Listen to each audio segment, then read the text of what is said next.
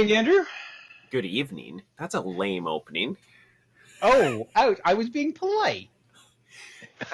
The opening is normally like, how's it going? And you're like, good evening, Andrew. Like all, what was that guy, Alfred Hitchcock Presents?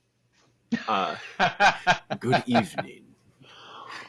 Anyway, how's it going? I figured one of us would had to add some sophistication to the podcast, and it wasn't going to be you. Oh, starting early. I'm doing okay. How about yourself? Can't complain too much. I had a little bit of disease in the family over the course of the last week. We've had some sickness, coughing, kids, me, my wife. Yeah, but that happens when the kids go back to school. Come on, it's September. Kids are back at school. We have a little bit more time. It just means we got to get through the family colds and pass it around the classroom for a little bit. But it doesn't mean I have to enjoy it. Can't you hear a little horse in my voice tonight? To get rid of some horse or frog in the throat, what are you drinking tonight? I am having a gin cocktail. It's a Dylan's gin cocktail. This one is tangerine, lemon, and a hint of lime. A hint of mint. Sorry, a hint of mint. A pre-made? Pre-made. Yeah, I got lazy. At least it's not your blood orange gin for like the it was going to be. Time. I went to my fridge and I opened it up and I was going to get out the tonic water to make the gin, and then sitting there was a case of the pre-made Dylan's gin cocktails because we just were closing up the cottage and all the alcohol that was up there had to come home. Nice. So, Nice. Taking one for the team. I have some vacation spoils of a Nova Scotia whiskey from Ironworks, a distillery based out of an old blacksmith shop, and this whiskey is specifically called Blacksmith. And you would think that I would buy this anyway, but it's also a delicious whiskey. So they have like 3 things going for themselves. Anyway. In a blacksmith shop, named Blacksmith, that actually is good and tasty. Yep. Yeah. Doesn't taste like you're licking the anvil? It does not. There's not a... I was a little disappointed and also happy that they just had the anvil on the floor. They didn't have it as like the serving bar. That would have been a little bit too much. But yeah, no, they actually make some really good stuff. They make whiskey, gin, rum, vodka. They make how do you distill all of those different things in one spot? Normally, like even Dylan's only does like gin and vodka. So anyway. Who knows? I think they should do a moonshine called Lick the Anvil. Lick the anvil. Just a specialty one run. It's fermented in a barrel with an old anvil. Exactly. Yeah. It's fermented in the slack bucket. It's called Lick the Anvil. No. We should introduce ourselves here so we don't go too far down the rabbit hole. Welcome to the Brothers in Smithing podcast, everyone. We join each other. We're 2 different Smiths in different categories, I guess, or whatever you want to call it. Categories, disciplines. How many categories of smithing can you name? 4?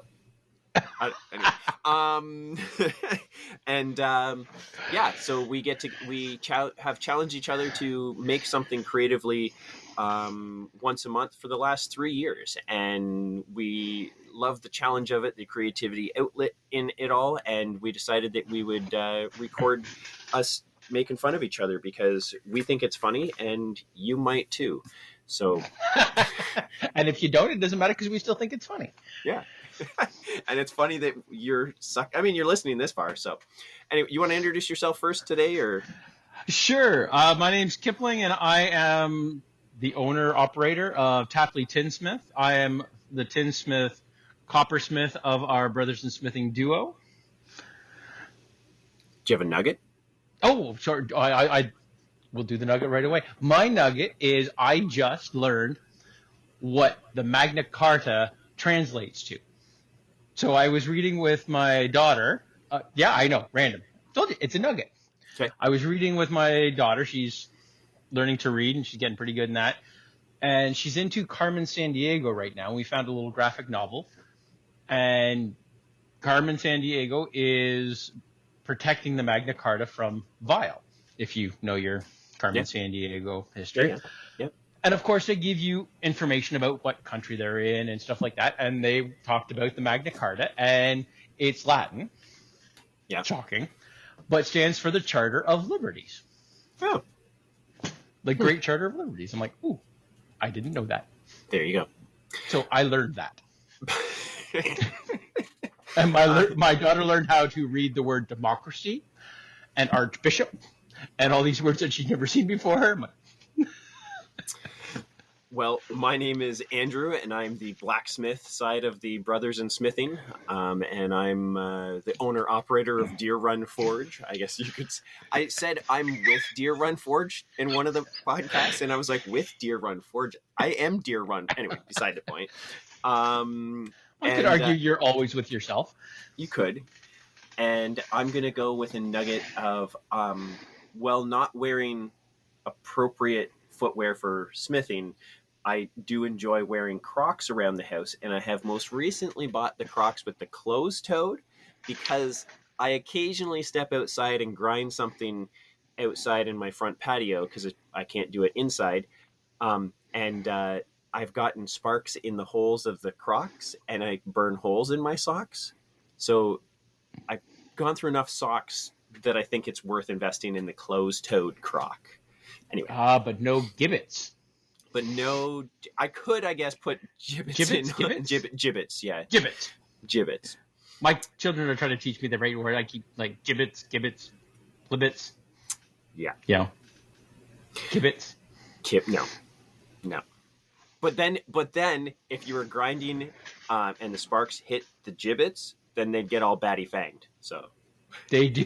How to batty fang your gibbets, which just sounds like a really terrible title for something. Oh, if we didn't name these after the challenges, that would be the great title for this podcast. How to batty fang your gibbets. That's your band name. Batty fang gibbets. Gibbets. Yeah. There you go. If anybody wants it, it's open. You can have it. Free for the asking. All right. Well, last month. Well, it wasn't last month. It was the summer competition. Came and went. And it was on brooches, our own little handmade brooches, and I lost. Boo! I don't think I should have lost. I think mine was better than yours. You think? But apparently, I'm one of the few who think that. I do. Yours is definitely. If you just put the two of them down beside each other, you'd be like, "Oh, there's a brooch and a really pretty thing." And a thing. Mine was a bit more traditionally broachy, absolutely, and it was close. Like there was only 4 votes that separated. It's not like you walked away with it. Yeah, but it was good. It was good. It was a good one, and I enjoyed it. It was new techniques that got me playing with some epoxy resin, which I don't do a lot of, and I've done a little bit more now. That was fun. Yeah, and as a side effect, I needed to buy a brooch pin for it, and I only needed 1, but of course they came in a bag of 24, so I have 23 brooch pins. If anybody happens to have a need for a brooch pin, I got a few. Brooch, not roach pins, just in case anybody was going to contact Kip for roach pins. Anyway, our next challenge, to see if you can make it back on me, you were not happy about. You've never been happy about this one, and I was not excited about the challenge theme. For lack of, what do we call these things? They just calling them challenges. That's what we do. But each challenge has it's not a theme. I don't know what we're calling it, but whatever the topic. Topic? Sure. Yeah. Okay. The topic was not an exciting one for me. We're doing trivets, or hot plates if you're not British. I think only the British call them trivets. I don't know.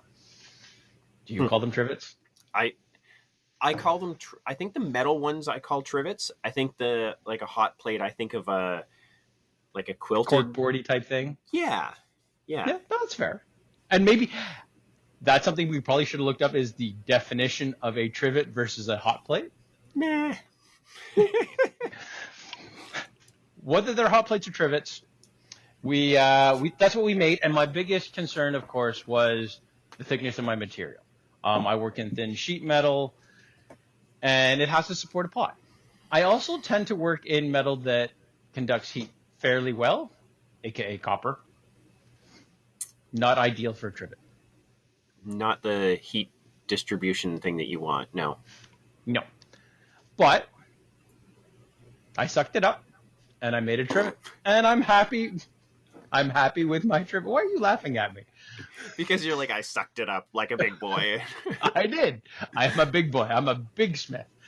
I can make a trivet. So I made a trivet. I don't know if do you want me to describe mine first or you want to describe yours first? Go ahead. You're on it here now. Okay, so mine is made out of brass because it is the thickest gauge material I happen to have around at this time.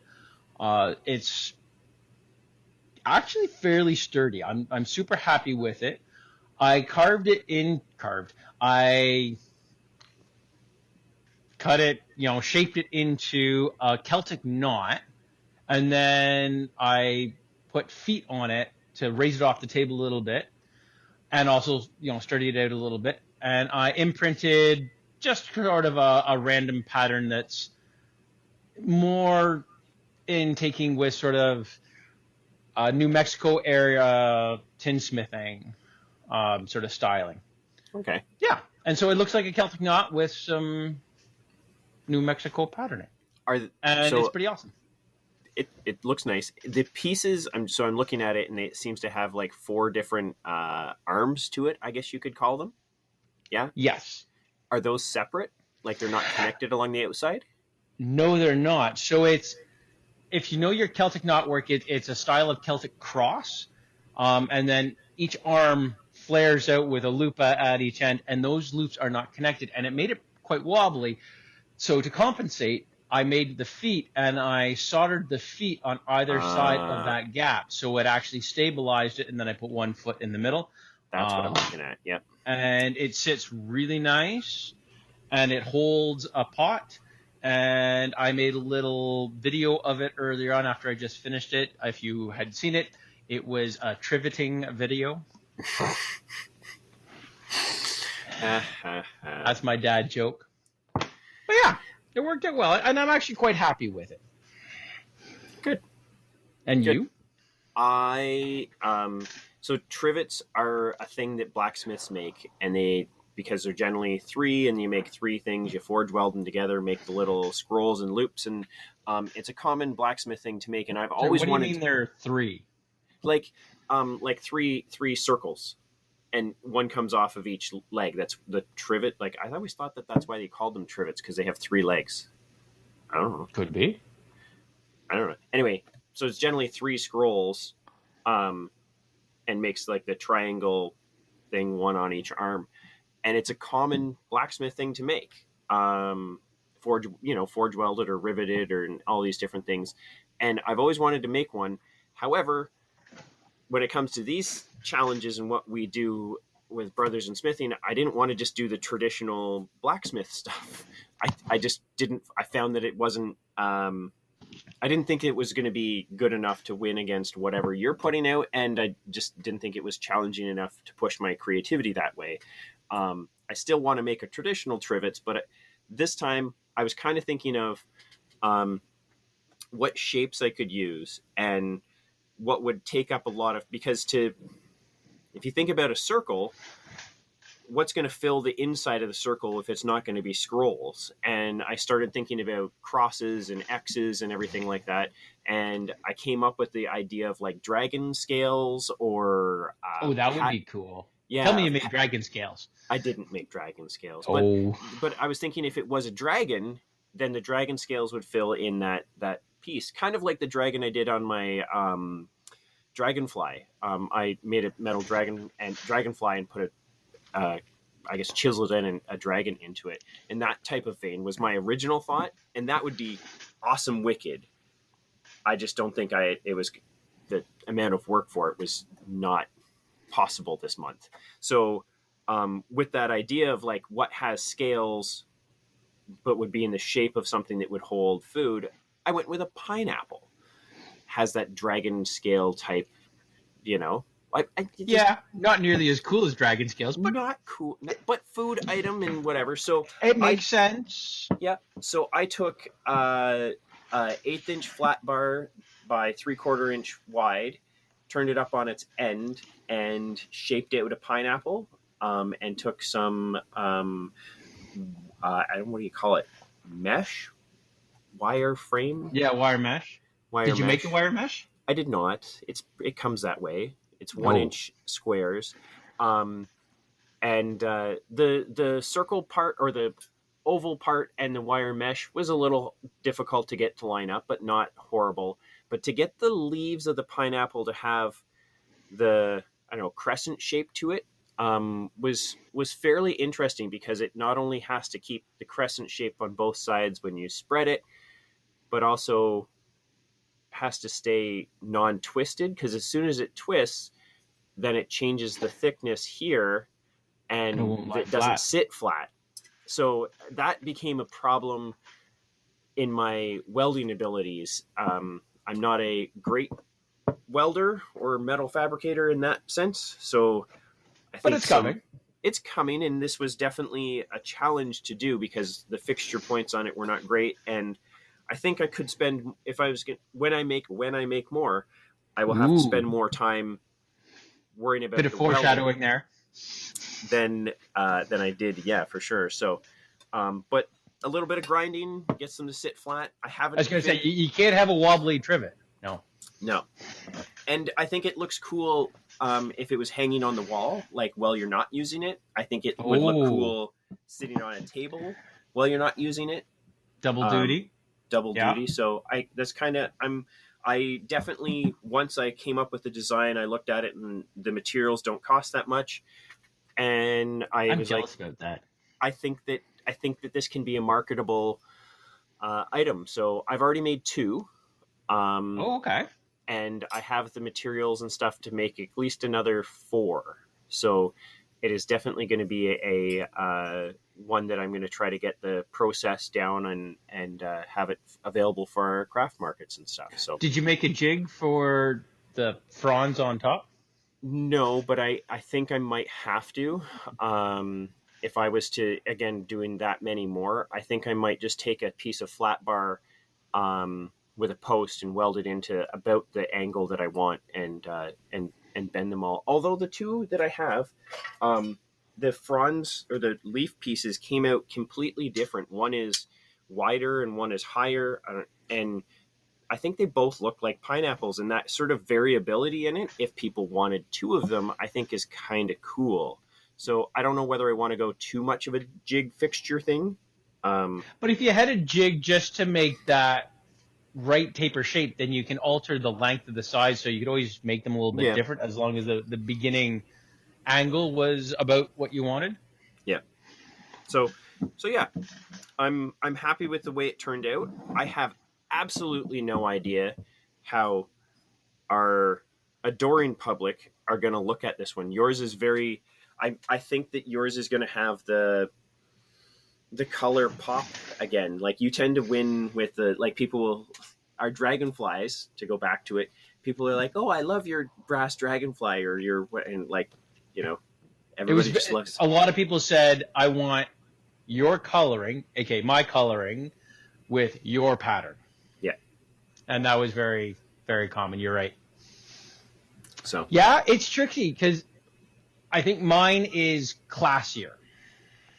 Yeah. Yours is more cutesy. How very cutesy and demure. I don't know. Demure? No, that's like shy and quiet. Dude, you don't know about social media. There's a whole thing how. Oh, that's right. No, I'm a Luddite. You know that. Yeah. However, we have noticed in the past that generally cutesy tops the other one. Look at the bookmarks. Mine were cutesy, and yours was very much more sophisticated, and I won that. When it got to the sundials, mine was more witty, yours was much more cute, Yep. and yours took that. Yep. So you might have a leg up there. And again, I think a lot of the time it comes down to how well the photo comes out as well. It's a big one for us. Yeah, for sure. Which is sad to lose on a photo. I know there's a couple that you've not been happy with your photo, because we only really get one to post these on Instagram. And if you can't show the scale or all of the intricate pieces of it at the same time. You get one image. Yeah. Right? And photography is not my skill set. You have the photography skill set. You shouldn't have an excuse. Although the same thing can be said about a few of yours, is the photo just didn't do it justice. Like, I'm thinking the poinsettia and your mushrooms. Yeah. The photos just didn't cut it. Yep. And I've had a few of those as well. So, yeah, it can come down to the photo. However, not this challenge, but the next few, and we'll talk about those in a bit, that becomes less of an issue because we're going to have live voting. That is true. That is true. And we will probably have, well, we're going to put this one out. The plan is to put this one out on Instagram on our stories at Deer Run Forge and at Tapley Tinsmith on September 25th. And if you follow us or just look at our stories, you can tap and vote for us. You can vote for me. Vote for me. It'll also be on Brothers and Smithing's Instagram. It will. If you and you like can vote in the comments, as well as there'll be a poll within the story itself. Yep. And we will probably have these live at our table at our first craft fair of the season, coming up in the first Saturday in October 5th, at Brawny Creek Provincial Park, is holding a handmade market. And what we like to do at these markets is either have our tables beside each other or share a table, and then we bring these challenges live to these things. You can come and see them if you're in the area. It's in Oakville, Ontario. Anyway, you can come and see them. Isn't and it technically like right on the border of Oakville and Burlington? Yeah. But we're on the Oakville side, so. Oh, okay, good to know. Yep. I won't tell people I'm in Burlington then. Across the street is Burlington. Actually, that's where Burl Oak comes from. The dry. I know. I didn't know that. I thought it was named after the tree, the bur oak, and I just thought that city planners were really bad. Yeah, it took me a while to figure. Yeah, it took me a while, man. It took me a while. Anyway, that's awesome. We'll have it on our table, and you can put your own check marks, see them live, pick them up, touch them, feel them, buy them if you would like. Nice. Yeah. So we have a bunch of markets coming up all over the place. Kipling is from Peterborough, and we go that way. And I am currently in Burlington, and is coming down here for the Brawny Creek one. And as we come up to them, we'll talk about them on here. We definitely, it is into market season, and really, we haven't done a lot of markets. We started doing markets 2 years ago, and we only did one market the first year, and we did 2 markets last year. And now this year, I've got 5 markets. You have 4? Just you have 3. 3. I think. Yeah. Yep. There we go. So we're good and busy, which is nice, and we'll hopefully have enough stock to make it all the way through. But yeah, if you come out and you are in the area, you can come out and see us. You will actually be able to see the trivet will be on the table, because a lot of the stuff that we put on the table actually comes from these challenges. But in the meantime, on the 25th, log on to Deer Run Forge or Tapley Tinsmith or Brothers and Smithing on Instagram and vote for mine. Or all one 3. That looks is made out of brass. Yeah, just you can vote for his on him, and then vote for me on the real ones. Yeah. So yes, may the best one win, which will be mine. It'll be mine. This nice. Your brass is going to absorb too much heat, and it's going to burn the tablecloth, and then I've been using it. It has not. Really? I have yet. Mine aren't fully Although finished I will yet, admit, we don't use a tablecloth. We just use a bare wood table, and there's no marks underneath it. But we have, I had to try it out because that was my concern. It was going to be too floppy, and it has worked beautifully. Mine works as a drink holder right now. Ooh, then here's my question: since you are, making a few of them, what are you going to sell them for? That's still a little bit undecided, because of course it doesn't come down to what effort you put into the first one, which is what the ones I have right now. It's more of what it's going to be to reproduce it, and um, probably 30 is kind of where I'm at with them. I think that I figured it out, and I have $6 of material in it, and what the time and stuff gets down to. So I think we're in that zone, and if I can get it cleaner, so I have to spend less time cleaning up the welds and everything. It's really hard to weld in there. Into the little between the little fronds there, yeah, and then after you weld in there, then getting in to clean it as well is it's just a pain. So, yeah, you know what you need? Medium-sized files. Probably. Actually, those are. I broke a file. There's my very quick shop woe in doing it. It broke a file. Hate it when that happens. And of course, it's the one you use all the time. But honestly, I'm discovering I'm using the medium size a lot more than the small size. Like, unless you need to get into a really small crevice, it's wider that the metal doesn't slip off as much. Always use a bigger file if you can. Yeah, I know it was my wonder from the last one, and it's still wonderful. It was still wonderful. It's still wonderful.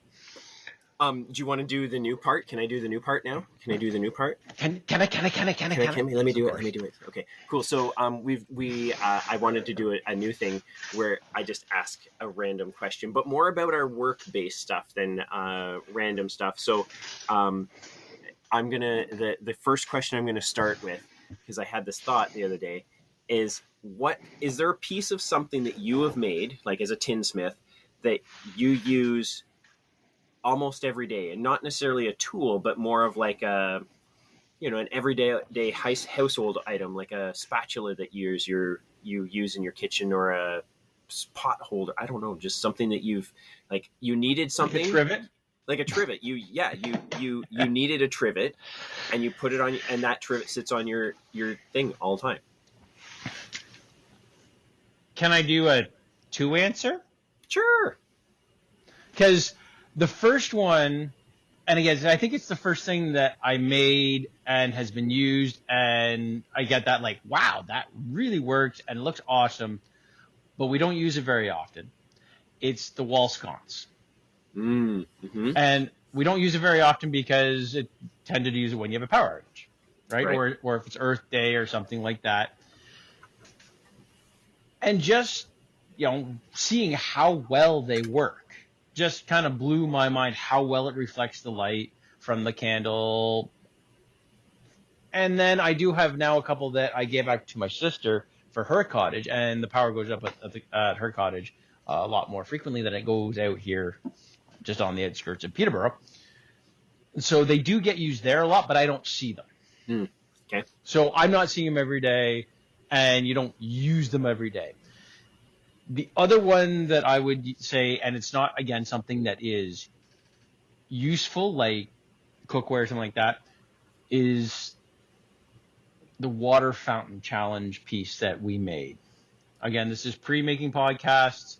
We both challenged. We had a little water fountain thingy that you bought, like a little pump, and you had to create a mobile water fountain. Mm-hmm. And I have a little tabletop water wheel.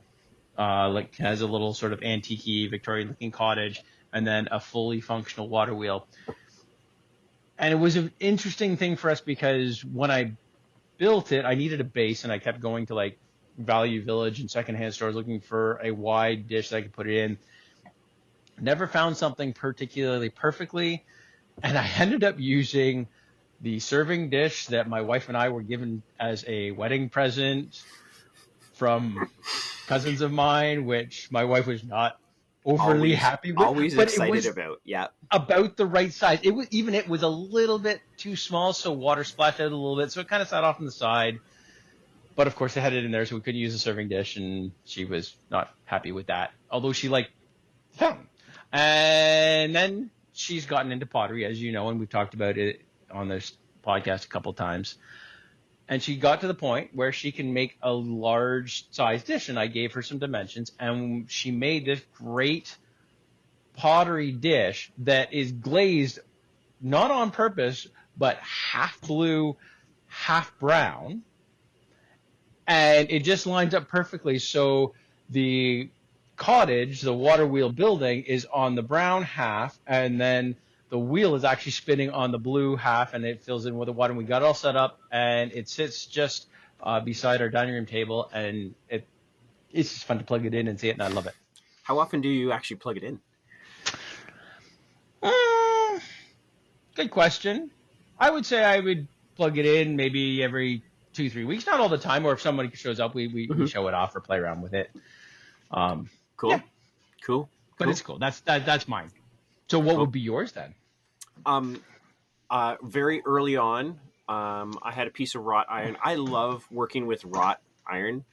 And like original. Sorry, just to clarify, Yeah. what is wrought iron? So if you go to the store and buy steel these days, it's generally a homogeneous mixture of carbon and of iron and carbon that we call steel. Wrought iron is hand worked from a bloomery furnace, and it generally comes in layers. It's really old. No one commercially produces it anymore.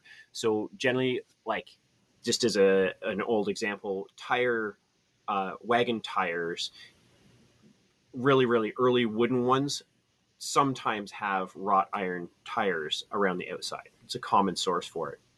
But because it's not commercially produced, you always find it in these like random places, and it's almost like a Easter egg hunt for me. I love finding it. I love using it in pieces. It just works differently and looks differently when you finish it, because it has like almost a wood grain to it.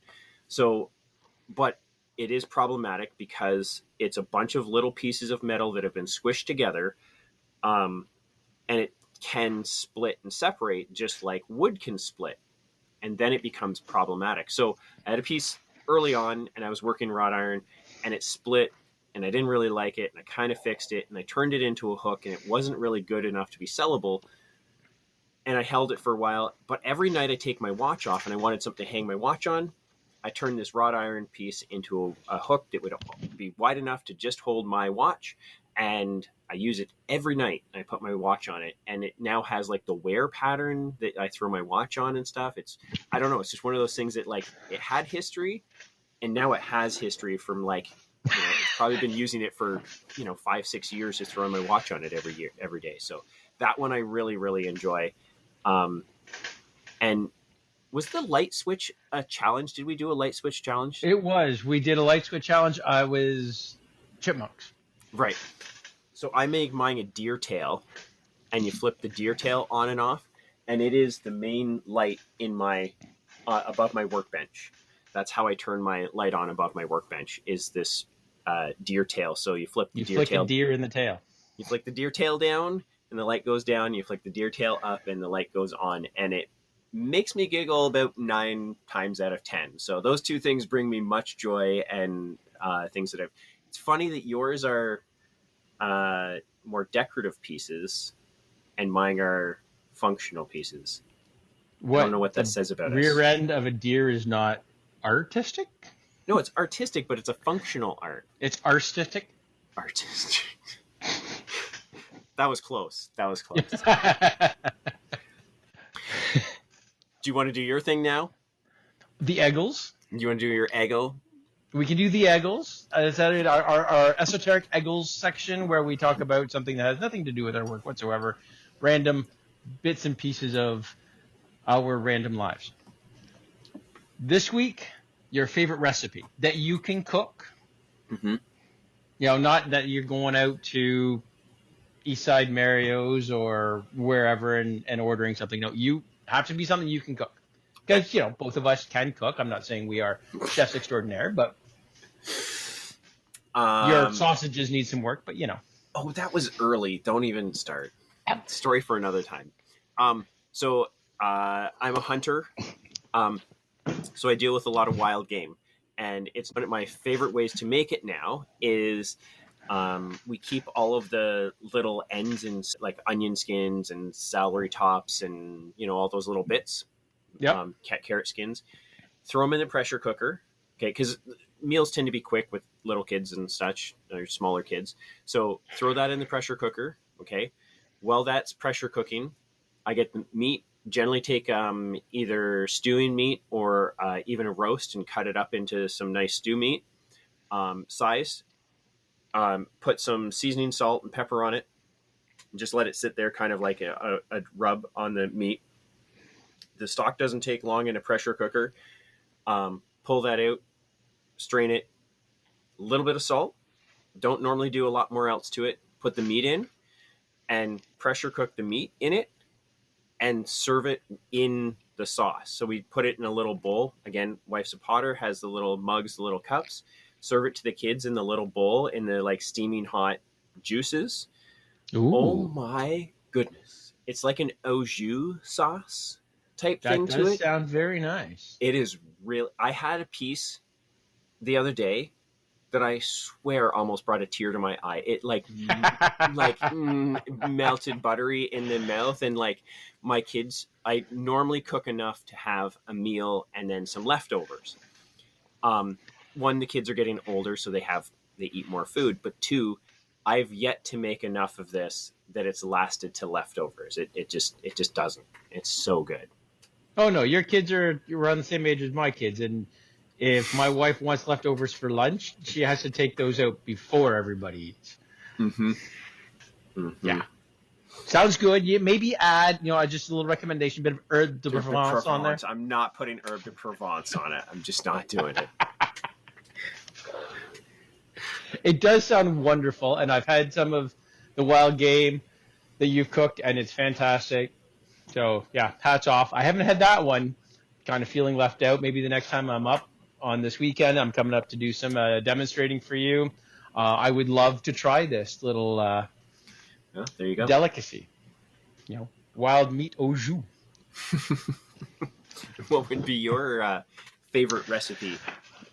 I go a little bit more down the sweet tooth range. Cooking, most dinners are pretty meat and potato-y things. We don't do anything too special. Again, you want to do them quickly. I am a stay-at-home father, but things get really busy very quickly. So I don't spend a lot of time doing really fancy meals most of the time. And also my kids don't overly appreciate them. We used to cook a lot more before kids, like a lot fancier stuff, but I like getting into some of the desserts and stuff like that. And I would say our go-to, it's nothing overly special or fancy, but butterscotch blondies is probably one of the favorites that we do. Nice twist on brownies. Instead of using cocoa, you're using butterscotch chips that you melt down. You can mix some cocoa in there as well. I like the brownie sort of not cakey, but not really like hard cookie. Yeah. Yeah, and it was actually my go-to for my wife's work whenever she needed something for a potluck. But because, of course, they have a potluck, and Jen would say, "Oh yeah, I'll make something," which really meant, "Oh, my husband will make something for us," and that became the staple. And actually, when we used to live in Guelph, if I was coming by to visit or whatnot, if I didn't show up with butterscotch blondies, all her coworkers were quite unhappy with me. So we did it quite a lot, and we really, really liked them. So that is mine. Not as fancy or cool as sounding as yours, but I've only had those once, so it sounds like you need to bring some butterscotch blondies up to here or down to here, and I may be convinced to make some wild game au jus. No. I'm coming down there. You make the au jus, and then you're coming up here for a future one, Hand-to-Man, and I'll make some blondies. All right. For the Hand-to-Man market in Peterborough. Ooh, could we have those under the table so that, 100% yes. Okay, cool. I'm down now. Something to snack on. We could put the au jus in a hay box and under the and then we're just like or in a thermos. That's our lunch. Have our little meal. Yeah. I like it. Yeah, nice, very nice. So after this challenge, though, after our trivets, we do have another challenge coming up, which will be featured at the Hand of Man in Peterborough. It will. And this is the one we've hinted at a few times. We've talked about what we're doing, but not the theme. And we are going for the chess set. Yep. So committing a while back, because this is obviously one that's going to take a while to make. We committed to making a chess set almost a year ago for this. Yep, it's been we've actually talked about it for a couple years, and it never got slotted in as an actual challenge. And yeah, I would say it was making all here. 16 pieces for one month would be like a lot of work. A lot what you do for that month, sort of thing. And of course, that was the challenge. The challenge wasn't to make a full chess set. You were going to make half. I was going to make the other half, so one black, one white sort of idea. Well, in this case, it's copper and steel. And which side wins? Yep. Although I think, we should actually play the game and see who can actually beat the other player. Well, did we not have the thought that, like, for every check mark that we get for our side, we get to move one of our pieces? Was that exactly. Not the... So, I think like, that's a fantastic someone way. votes... And the live vote that we do when we're at a market, we have a piece of paper on the table and the items actually there, and then people put a check mark on the side that they want. So yes, I think that's a fantastic idea. Hopefully they know how to play chess, and if not, it still becomes an interesting game. The visitors get to move the piece. Yeah. Oh, okay. I thought me and you were playing chess against each other, and you could only move if someone voted for you. Well, I would say we give the voter the choice. They can make a move. Okay. Or we can make the move. I don't know. Well, I would feel we could do it both ways, but I would feel I know that at a straight out game of chess, me and you sitting down to a chess game, 9 times out of 10, you're winning. I just know that right now. Yeah. You're way more into the strategy, way more into the like future moves. I know how to play chess and I know some like stuff, but I do not know strategy. So absolutely, maybe I'll have to watch the Queen's Gambit or something to brush get up. better. Yeah. So now that we are now talking about the next one, are we revealing our theme for each of our sides? Yeah, I think we can, and then we'll talk about like what they look like a little bit more, because some of them are already done and some of them are still in production, sort of thing. But yeah. All right. Well, what do you got? I chose to make mine gnomes. I was originally just going to do like a straight up blacksmithed set of chess pieces and make the pawns look like pawns and forge the thing out and have like a forged texture on the outside of them and everything. That turned out to be very hard and also didn't look great. And I did not think it was going to win the competition. So it was going to be a lot of work, and I did not think it was going to be worth. No one was going to buy it, and no one was going to vote for it. So in these challenges, although pushing my skill level, it wasn't really pushing my creativity because I'm just trying to copy the traditional pieces and stuff too. So yes. Which is part of this whole thing. So I chose to do. I make these little flower pot gnomes again from another one of our challenges. We made little gnomes, and they became a fun thing for me to make out of basically a 1-inch square piece of steel. I would forge the hat on it, curve it in a different way, give them a different mustache, give them a different personality, and they're like little inside flower pot gnomes, and they do very well, and I have fun giving them different mustaches and different beards and whatnot. And I decided that was what I was going to make. I was going to make my whole set. Where on earth did you get such a fantastic idea? Well, see, I was talking to a good friend of mine who happened to be a tinsmith, and I was belly aching about having to make these traditional pieces. And he said, why don't you just make a set of gnomes? And I was like, oh. Now I have to do it. So when I whoop him on it, he'll have to be like, well, it was my idea. I was going to say, I win whether I lose or win, right? Yeah. It's all about me. About me. What all about you there? What did you choose to do? Well, your little society of warrior gnomes that are going to come across the chessboard are going to face a wildflower patch. So I did a flower theme on all of mine. They're based on real flowers, generally. they have some tweaks, but so the set of pawns are a very low trillium looking kind of flower. And then the knights look like daffodils that have been sort of hooked over a bit. So they kind of have, because they have that droopy look, they kind of have that right horse look to them. The queen is a rose. The king is a tulip, nice and straight, tall, erect. Take that as you will. The bishops, which are the only ones I haven't finished yet, are going to be a calla lily, because the shape of the calla lily, I think, sort of looks kind of like the bishop's mitre sort of idea. And then the only one that is a pseudo flower would be the rooks. They are cassie looking, and then they have what kind of looks like, to me, it looks like a sea anemone, although it kind of also looks like a chrysanthemum on top. So, depends on how you want to interpret it. So I just need to give my gnomes all a pair of hedge trimmers, and then they're just gonna. I'm thinking Plants versus Zombies? Was that exactly? That's exactly been my thought. Plants versus gnomes, and the gnomes are just gonna. Yeah. But see, as everybody knows, gnomes suffer from terrible allergies and hay fever, and as soon as they get on the board, the pollen from all the flowers are going to go over, and they're going to be sneezing themselves off the board. You don't have any wind pollinated flowers in there. They're all insect pollen. There's no pollen.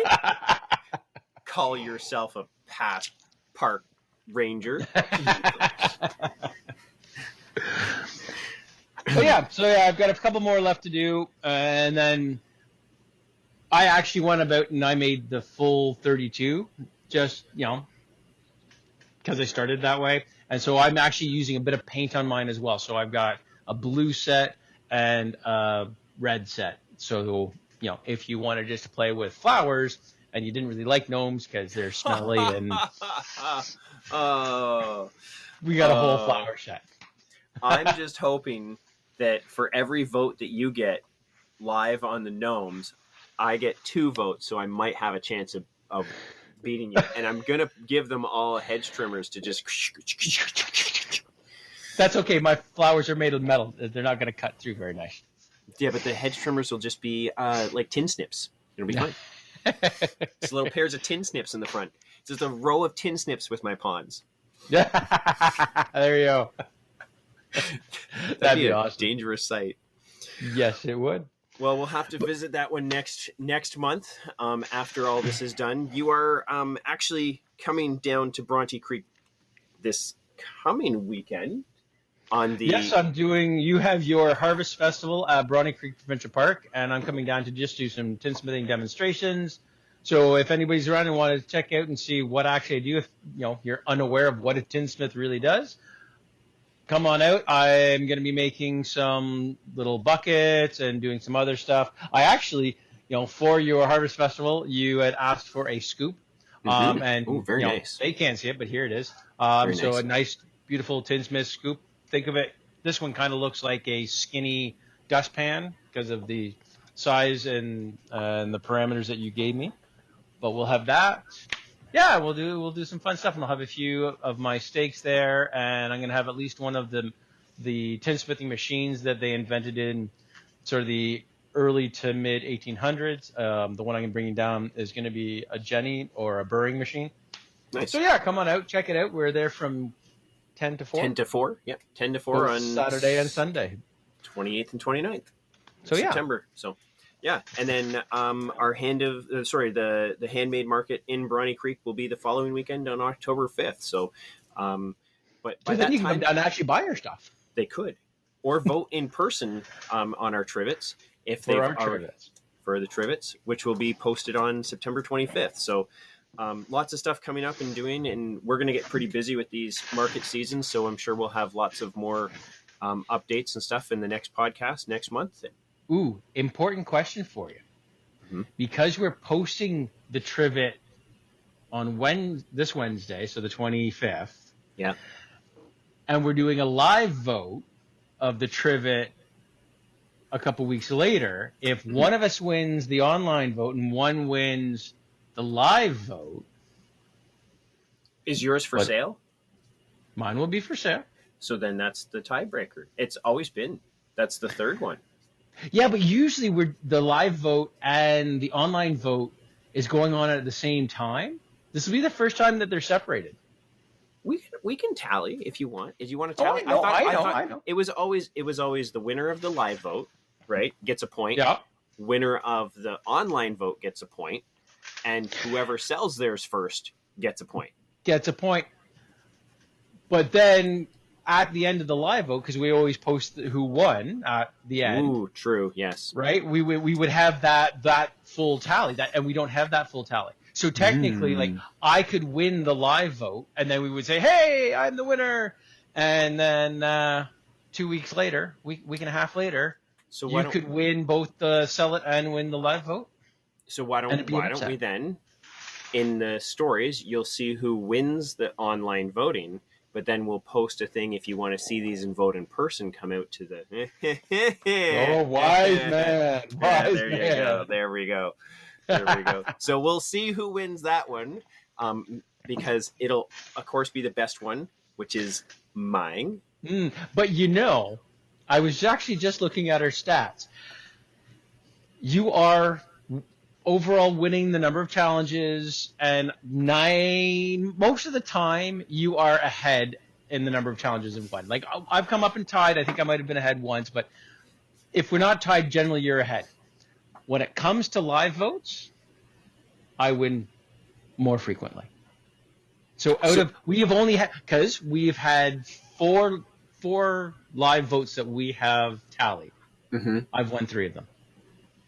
Which one did I win? You won the Christmas Grinch. Oh. So your little hand thing. I didn't think we did that live. Did we do that live? Yeah. At least in the in our stats. Yeah. So we did a live vote on the tree topper, which I won. We did a live vote on the garden dragonfly, which I won. We did a live vote on... Oh, sorry. Oh, no, I was reading that one wrong. I apologize. The tabletop tree decoration, Christmas tree, that's the one that you won. Yeah. And then there was the Rose Mini Lang challenge that we did, and I won that one too. Yep. Which actually... And I would like to point out that the tree that you won at the live vote, I actually sold mine and won the online vote, so I actually won that one too. Fair enough. But the rose, just to wrap this all up, the roses, that's kind of one of the reasons that all this started. It was right around that both of us had realized that Kipling was becoming a tinsmith and was making these things and looking for things to make.